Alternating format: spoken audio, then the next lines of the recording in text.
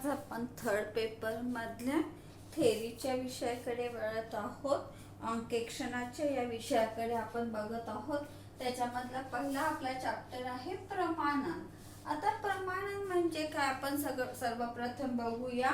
ज्यावेळेस आपण बघितलेलं आहे की कुठलाही व्यवहार घडल्यानंतर ताबडतोब त्याची नोंद केल्या जाते, त्याला आपण काय म्हणतो, पुस्तपालन. पुस्तपालनावरनं मग लेखाकर्माचं कार्य होतं, त्याच्यावरनं तेरीस तयार होते, त्याच्यावरनं अंतिम लेखे तयार होतात, व्यवसायाचा नफा तोटा त्याच्यावरनं कळत असतो. आता ही जी सगळी प्रोसिजर आहे की पुस्तपालन, लेखाकर्म, तेरीस तयार करणे, अंतिम लेखे तयार करणे, त्याच्यावरनं विविध प्रकारची विवरणे तयार करणे, या सर्व गोष्टी ज्या होतात या कशाच्या आधारे होत असतात. व्यवसायामध्ये जे काही व्यवहार नोंदवलेले आहे या व्यवहारांच्या आधारे या सर्व विवरणे तयार करणे किंवा अंतिम लेखे तयार करण्याचं कार्य केल्या जात असतं.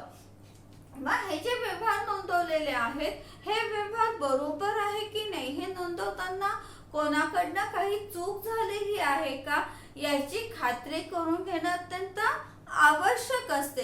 ही खात्री कशा पद्धतीने करून घ्यायला पाहिजे, तर ज्यावेळेस अंकेक्षणाचं कार्य केलं जातं त्यावेळेस अंकेक्षक नोंदवलेला व्यवहार हा योग्य आहे की नाही याबद्दलची खात्री करून घेत असतो.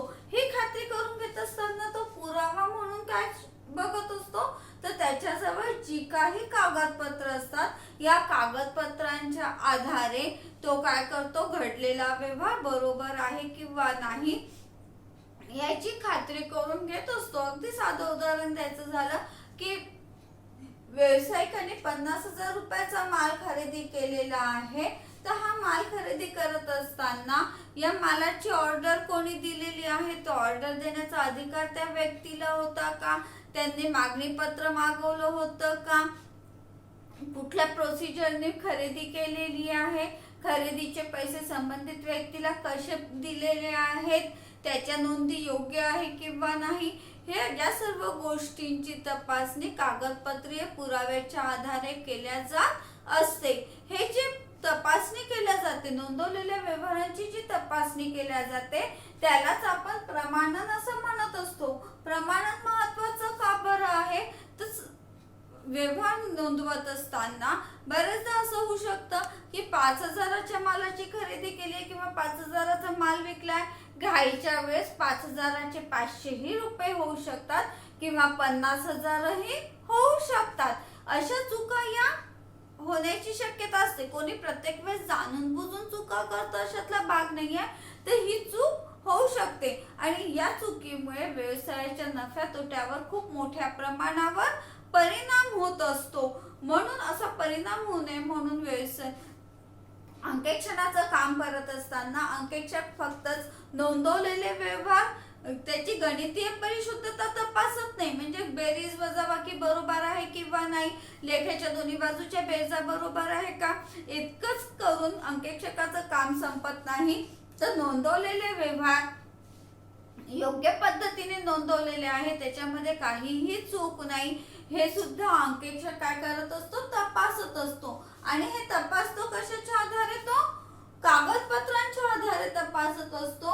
म्हणून आपण प्रमाणनाची व्याख्या केली आहे, लेखा पुस्तकात नोंदविलेल्या सर्व व्यवहारांचे आलोचनात्मक व बुद्धिमत्तापूर्वक सखोल परीक्षण करण्याच्या शास्त्रीय पद्धतीला प्रमाणन असे म्हणतात. बघा, आलोचनात्मक आणि बुद्धिमत्तापूर्वक म्हणजे केवळ व्यवहार नोंदवलेला आहे म्हणून तो बरोबर आहे असं नाही, आणि केवळ कागदपत्रीय पुरावा आहे म्हणूनही तो व्यवहार बरोबर आहे असं अंकेक्षकाला म्हणता येणार नाही. तर नोंदवलेल्या व्यवहाराचं त्याला त्याच्या समोर जे काही फायलिंग आलं असेल, जे काही कागद आले असेल, ज्या काही पावत्या आलेल्या असेल, या पावत्यांचं सुद्धा त्यांनी योग्य पद्धतीने परीक्षण करणं अत्यंत आवश्यक आहे. कारण की कागदपत्रे सुद्धा खोटी असू शकतात, बनावट कागदपत्रे सुद्धा उपलब्ध करून दिल्या जाऊ शकतात. म्हणून जी काही कागदपत्रे आपल्याला दिलेली आहेत ही योग्य आहे, सत्य आहे आहे याबद्दलची खात्री अंकेक्षकाने करून घेणं आवश्यक आहे. म्हणून घडलेल्या व्यवहारांचं ज्यावेळेस तो परीक्षण करत असतो त्यावेळेस त्यांनी ते आलोचनात्मक पद्धतीने करणं अत्यंत आवश्यक आहे. आता ज्यावेळेस आपण म्हणतोय की कुठलेही कागदपत्रांच्या आधारे घडलेल्या व्यवहारांचं परीक्षण केल्या जातं त्यावेळेस ही कागदपत्रे जी आहे यांना आपण म्हणतो प्रमाणक. कागदपत्रांना आपण काय म्हणतो? कागदपत्रे म्हणजे काय आहे? प्रमाणक. आता हे जे कागदपत्र आपण म्हटलेलं आहे हे कागदपत्र एखादी फाईल असू शकेल, एखादं पत्र असू शकेल, मागणी पत्र असेल, डिमांड नोट असेल, तुम्ही एखाद्याला दिलेली ऑर्डर असेल, तुमच्या बँकेचं पासबुक असेल, चेकबुक असेल, तुम्ही लेखी स्वरूपात केलेला कुठलाही पत्र व्यवहार हे सगळे कशात येतात? प्रमाणकामध्ये येत असतात. तुम्ही मालाची खरेदी केली असेल तर खरेदीची पावती असणार आहे, तुम्ही विक्री केली असेल तर विक्रीची पावती असणार आहे, तुमच्याजवळ ओरिजिनल कागदपत्र नसेल तर झेरॉक्स असतील. म्हणजे कुठला ना कुठला तरी तुम्ही जो व्यवहार केलेला आहे तो व्यवहार योग्य आहे हे निश्चित करण्यासाठी कुठला ना कुठला तरी कागदपत्रीय पुरावा तुम्हाला उपलब्ध करून द्यावा लागत असतो. हे कागदपत्र आहे याला आपण प्रमाणक म्हणतो. या प्रमाणकाचे दोन भाग आहेत. एक म्हणजे मूळ प्रमाणक आणि दुसरं म्हणजे गौण. यालाच आपण दुय्यम प्रमाणक म्हणतो. मूळ प्रमाणक म्हणजे काय? ओरिजिनल. कुठल्याही कागदाची जर मूळ प्रत आपल्या जवळ असेल तर त्याला आपण काय म्हणणार आहोत? मूळ प्रमाणक असं म्हणणार आहोत. जसं आपण मालाची खरेदी केलेली आहे तर दुकानदार आपल्याला काय देतो? पावती देतो. ही पावती आपल्या जवळ काय झालेली आहे? मूळ प्रमाणक झालेली आहे. आपण परीक्षा दिल्यानंतर आपल्याला टीसी मार्क लिस्ट ओरिजिनल भेटते, झेरॉक्स भेटते का? नाही. मग ते काय झालेलं आहे? आपलं मूळ प्रमाणक झालेलं आहे. म्हणजे आपल्याजवळ जेव्हा ओरिजिनल मूळ प्रत असते कुठल्याही कागदपत्राची तेव्हा आपण त्याला मूळ प्रमाणक असं म्हणत असतो. तर गौण प्रमाणक म्हणजे काय? तर गौण प्रमाणक म्हणजे दुय्यम प्रत. झेरॉक्स कॉपी आहे, कार्बन कॉपी आहे, तुम्ही त्याच्या डुप्लिकेट काढून घेतलेले आहे, तर या सगळ्यांना आपण काय म्हणू? गौण प्रमाणक असं म्हणत असतो. जसं आपण म्हटलं की दुकानदाराने मालाची विक्री केलेली आहे, त्यांनी मालाची विक्री केल्यानंतर समोरच्या खरेदीदाराला काय केलेलं आहे? खरेदीची म्हणजे विक्री केल्याची ओरिजिनल पावती दिलेली आहे, बरोबर आहे. आणि त्याच्याजवळ काय राहते? त्याची खाली कार्बन कॉपी राहते. ही कार्बन कॉपी म्हणजे काय झालं? दुय्यम प्रमाणक झालेलं आहे. व्यवसायामध्ये अनेक प्रमाणक अशी असतात की जी व्यावसायिकाजवळ मूळ प्रमाणक राहत नाही तर त्याच्याजवळ दुय्यम प्रमाणक असतं. जसं मी एखाद्या ऑफिसला एक लेटर दिलं असेल तर त्या लेटरच्या झेरॉक्सवर किंवा दुय्यम प्रतीवर मी काय करेन? त्यांची सही घेऊन ते ऑफिस कॉपी म्हणून ती मी माझ्याजवळ ठेवून घेते.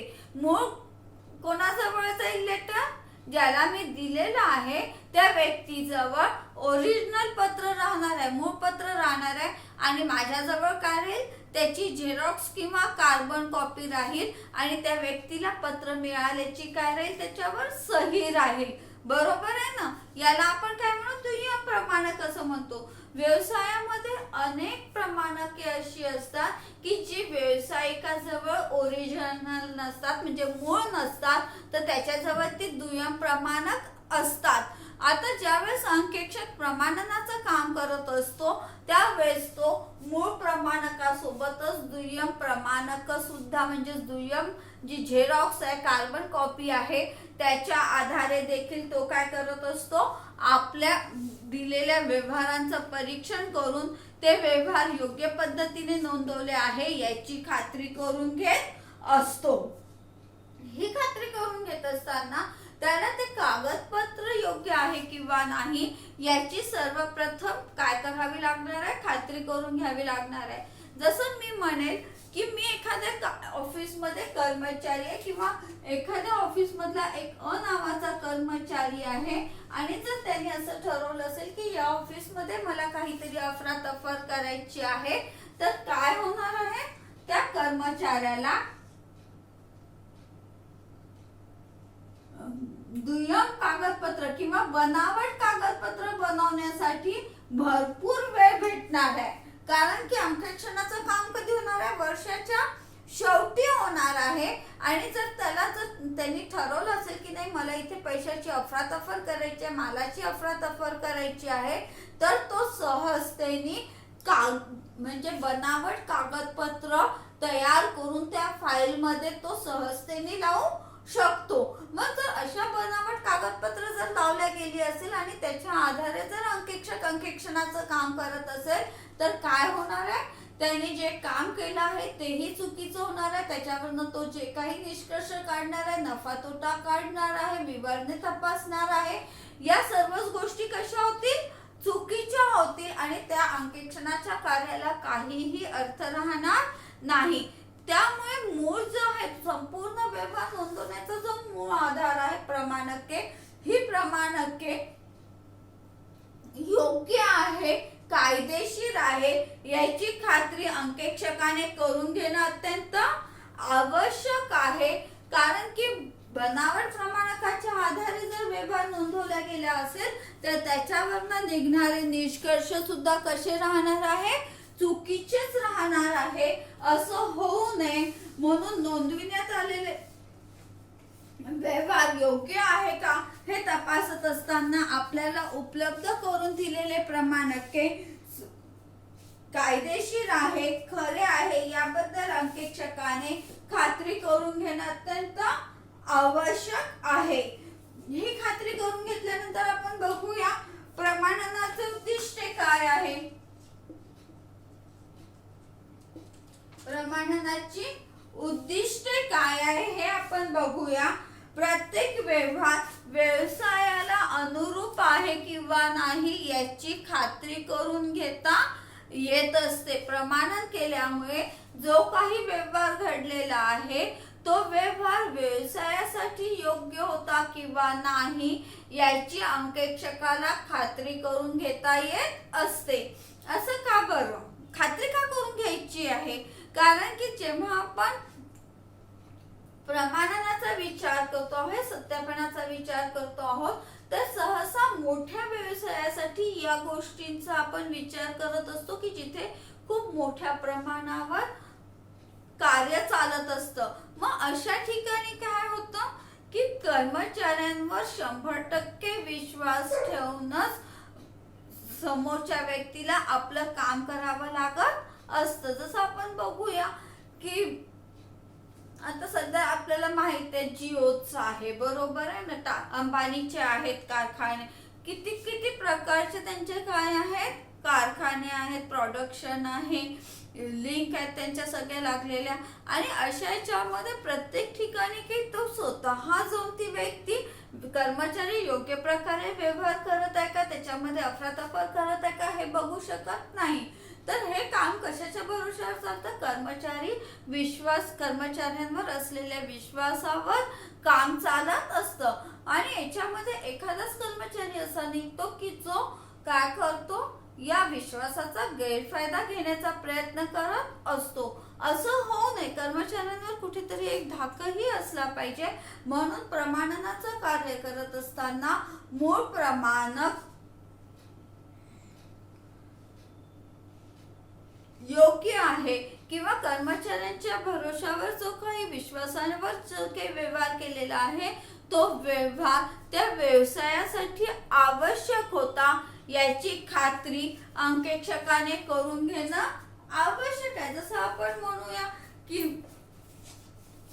कम्प्युटरची आवश्यकता आहे, एका डिपार्टमेंटला 4 कम्प्युटरची आवश्यकता आहे, तर हे 4 कम्प्युटर खरोखरच तिथे खरेदी केलेले आहेत त्याचं पेमेंट केल्या गेलेलं आहे, ते 4 कम्प्युटर व्यवसायामध्ये आलेले आहे, या सर्व गोष्टींची खात्री अंकेक्षकाने करून घेणं आवश्यक आहे. त्यासोबतच त्या 4 कम्प्युटरची खरोखरच व्यवसायाला गरज होती का, हे सुद्धा अंकेक्षकाने तपासून बघणं अत्यंत आवश्यक आहे.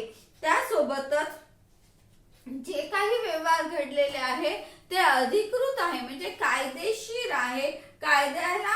कायद्याचा विचार करूनच प्रत्येक व्यवहार करण्यात आलेला आहे, याची सुद्धा अंकेक्षकाने खात्री करून घेणं अत्यंत आवश्यक आहे.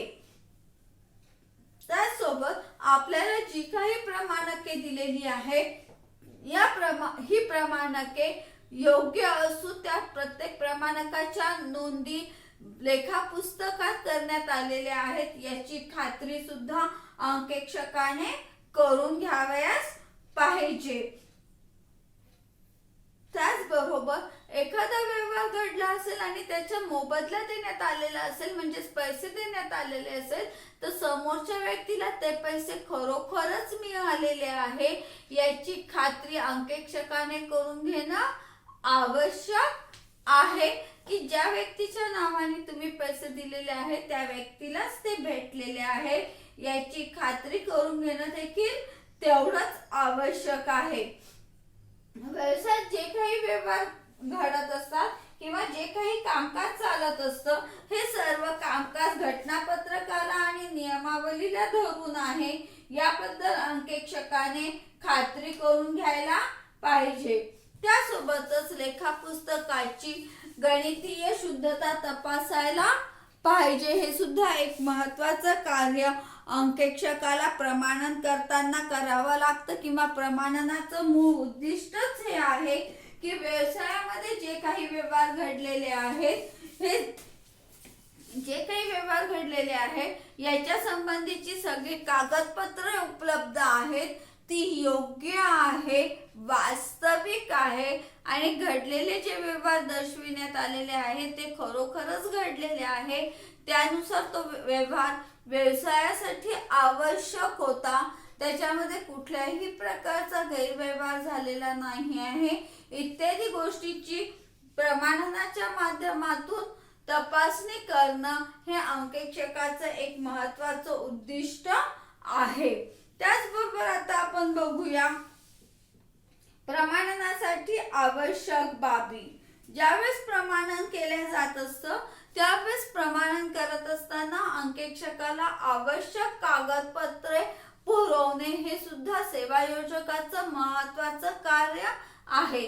याच्यामध्ये अंकेक्षकाला सर्वप्रथम कशाची गरज पडणार आहे, तर त्याला सहाय्यक पुस्तकातल्या नोंदी तपासाव्या लागणार आहे, त्याला धनको आणि ऋणकोच्या वह्या तपासाव्या लागणार आहे, त्याचसोबत इतर अनेक प्रकारची पत्रव्यवहार देखील अंकेक्षकाला उपलब्ध करून देणे आवश्यक आहे, की ज्याच्या आधारे तो आपलं प्रमाणनाचं कार्य पार पाडू शकेल.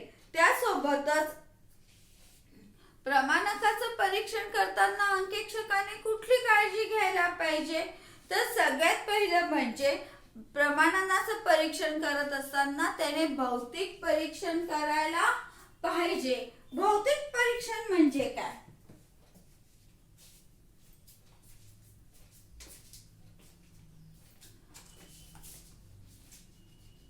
पहिला मुद्दा आपला भौतिक परीक्षण करायला पाहिजे.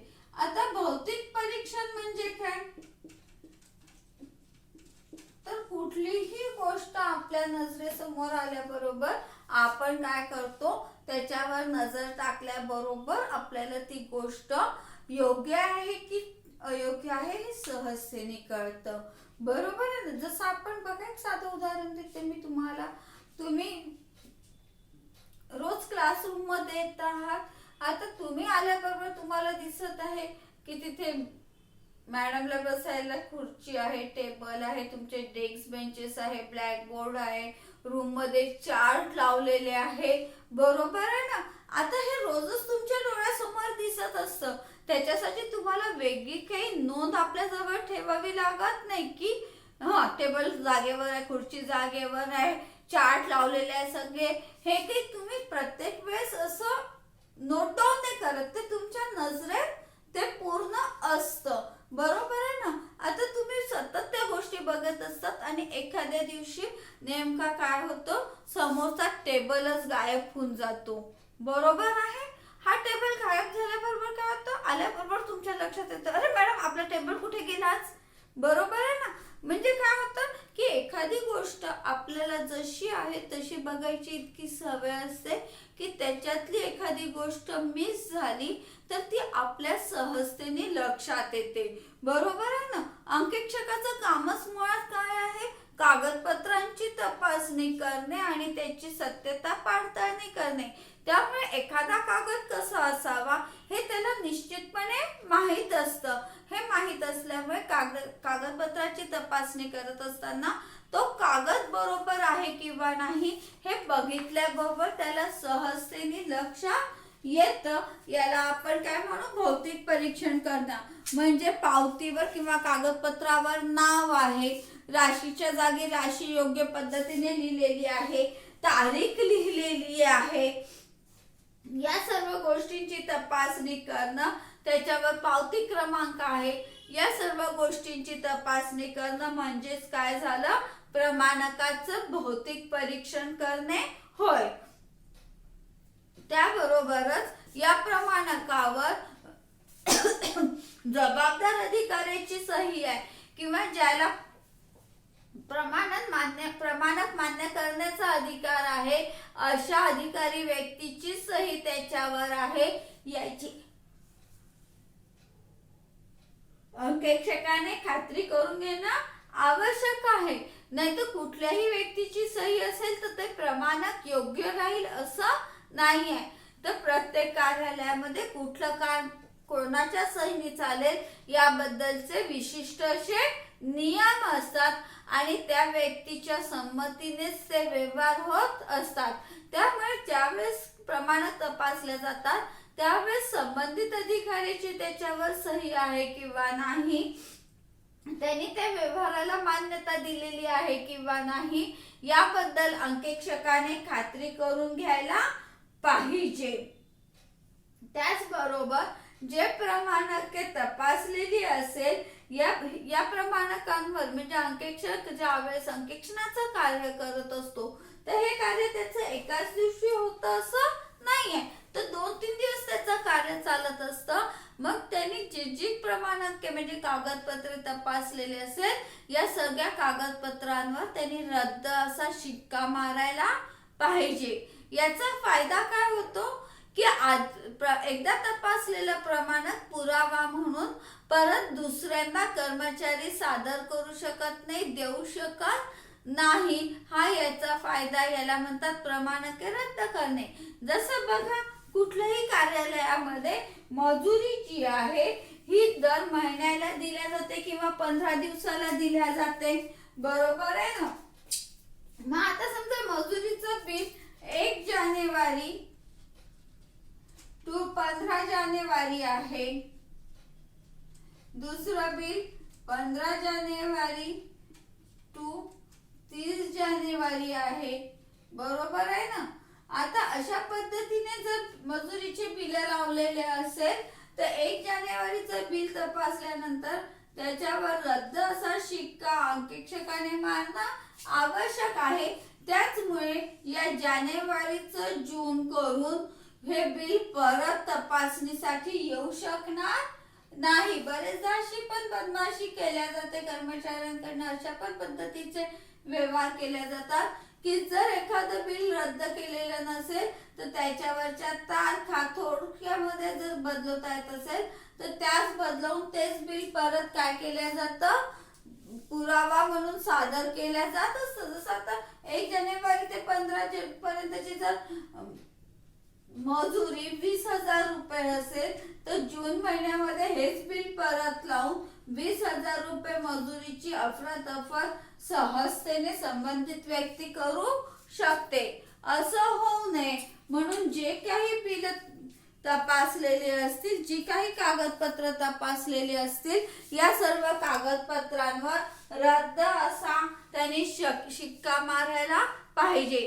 त्यासोबतच अशी जी पद आहेत मजुरी म्हणा किंवा बिल आहेत की ज्याचं दर महिन्याला किंवा दर 15 दिवसाला शोधन केलं जातं, अशा बिलांची मुदत तपासणं अत्यंत आवश्यक आहे. जसं 1 जानेवारी ते 15 जानेवारी झालं तर 15 ते 30 जानेवारी आहे, मग 1 फेब ते 15 फेब, मग 16 फेब ते 28 फेब. अशा पद्धतीने त्यांनी काय करायला पाहिजे, ज्यावेळेस तो एखादा व्यवहार तपासत असतो त्यावेळेस त्यांनी त्याची मुदत सुद्धा तपासणं अत्यंत आवश्यक असते. त्यामुळे तिथे अफरातफर होण्याची शक्यता नसते. नाही तर काय होतं, कर्मचारी बरेचदा 1 जानेवारी ते 15 जानेवारीचं बिल काढल्यानंतर इकडे परत 15 जानेवारी ते 30 जानेवारीचं बिल काढतात. मग 15 जानेवारीचा पगार डबल निघाला की नाही कर्मचाऱ्यांचा, तो कर्मचाऱ्यांना देण्यात येणार आहे का नाही. मग ते पैसे काय करेल, संबंधित व्यक्ती तेवढ्या पैशाची अफरातफर करणार आहे. इथे आपल्याला काय पाहिजे होतं, 16 जानेवारी ते 30 जानेवारी पाहिजे होतं, बरोबर आहे ना, कारण 15 जानेवारीचा पगार वरतीच निघालेला आहे. मग परत आपण 15 जानेवारीचा पगार काढणार आहोत का, नाही. मग अशा वेळेस अंकेक्षकाने काय करायला पाहिजे, अशा व्यवहारांची मुदत देखील तपासायला पाहिजे की ज्यामुळे एकाच मुदतीचं बिल पुन्हा पुन्हा काढण्यात आलेलं नाही याची त्यांनी खात्री करून घ्यावयास पाहिजे. बरेचदा काय होतं की ज्यावेळेस फायलिंग केल्या जातं, कागदपत्र फाईलला लावल्या जातात, त्यावेळेस त्या कागदपत्रावरचे महत्वाचे शब्द, आकडे याच्यावरच नेमकं काय होतं, पंचिंग केलं जातं, छिद्र केलं जातं आणि मग ती आकडेवारी किंवा तो शब्द योग्य पद्धतीने दिसत नाही. अशा वेळेस मग अंकेक्षकाने काय करायला पाहिजे, तर संबंधित जो जबाबदार अधिकारी आहे त्या अधिकाऱ्याचं तसं प्रमाणपत्र घ्यायला पाहिजे की याच्यावरचा आकडा हा होता, इथे हा शब्द होता. जर तो शब्द खूप महत्वाचा असेल तर तसं लेखी प्रमाणपत्र सुद्धा त्यांनी संबंधित अधिकाऱ्याकडून घेणं आवश्यक आहे. त्यामुळे त्याचं काम सहजतेने पार पाडल्या जातं. त्यासोबतच प्रमाणके ही नेहमी छापील स्वरूपातच असावी. हाताने लिहिलेल्या प्रमाणकाला मान्यता मिळत नाही. तर प्रमाणक म्हणजे कुठलाही कागदपत्र हा कसा असावा, छापील असावा. आपण बघतो आज आपण कुठे गेलो तर आपल्याला कम्प्युटराइजच भेटतं, बरोबर आहे ना.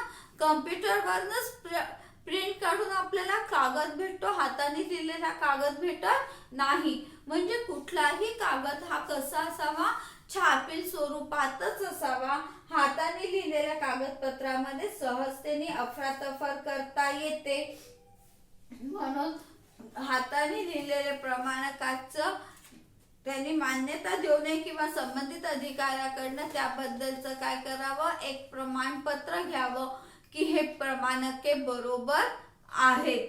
त्याचबरोबर एखाद्या प्रमाणकाबद्दल जर त्याला काही शंका वाटत असेल तर त्यांनी त्याबद्दल काय करावं, सखोल परीक्षण करावं. आणि जर एखादी बिलाची राशी 5,000 पेक्षा जास्त असेल तर त्याच्यावर रेव्हेन्यू स्टॅम्प लावलेले आहे किंवा नाही याबद्दल अंकेक्षकाने खात्री करून घ्यावी. याच्या पुढचं आपण उद्या बघूया.